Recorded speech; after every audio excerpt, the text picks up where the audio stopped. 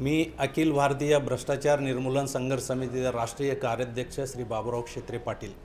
आज आपण upper super आणि बस डिपोचे जवळ असलेलं स्वर्गीय माणिकचंद नारायणदास दुगड बिस्मर ग्लोबल हॉस्पिटलचे या ठिकाणी आलेलो आहोत। या ठिकाणचं एक वैशिष्ट्य असं आहे, या ठिकाणी शहरी गरीब योजनेअंतर्गत व आणि महात्मा ज्योतिराव फुले ह्या योजनेअंतर्गत कुठलेही महानगरपालिकेचे असो किंवा महाराष्ट्र गव्हर्नमेंटचे असो सर्व या ठिकाणी योजना लागू केली जातात।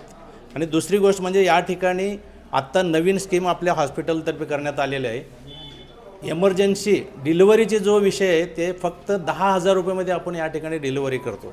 आणि जो सिझरिंगसाठी बाहेरच्या हॉस्पिटलमध्ये जर तुम्ही गेला त्या ठिकाणी 80-90 हजार रुपये खर्च होतात। या ठिकाणी आपल्याकडे फक्त 20,000 रुपयेमध्ये आपण हे सेवा करायचं आम्ही ठरवलेलं आहे।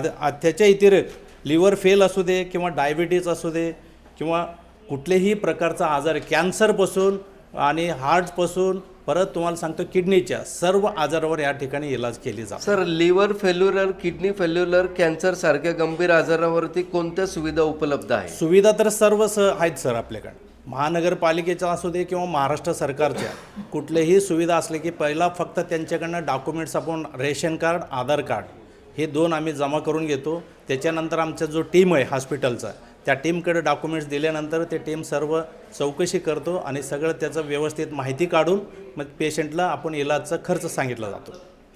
या हॉस्पिटलमध्ये फ्री उपचार नेमके कोणत्या आजारासाठी आणि कोणत्या योजनेअंतर्गत दिले जातात? या ठिकाणी सर महात्मा ज्योतिराव फुले आणि शहरी गरीब योजनेअंतर्गत आणि इतर जो इन्शुरन्स कंपनीचे जे कुठलेही इन्शुरन्स असले तरी या ठिकाणी आपण चालवून घेतो। डायलिसिस सारख्या महागड्या उपचारांसाठी रुग्णांना खरंच मोफत सेवा मिळते का? खरंच मोफत आहे सर। या ठिकाणी 1 रुपये सुद्धा त्यांनी खर्च करायचा नाही। गरीब आणि गरजू रुग्णांसाठी हॉस्पिटलची खास योजना काय आहे? सर्व आजारावर आम्ही कमीत कमी 20 ते 25% त्यांना पैसे भरावे लागतील। बाकी सर्व आम्ही हॉस्पिटलतर्फे ते खर्च उचलतो सर।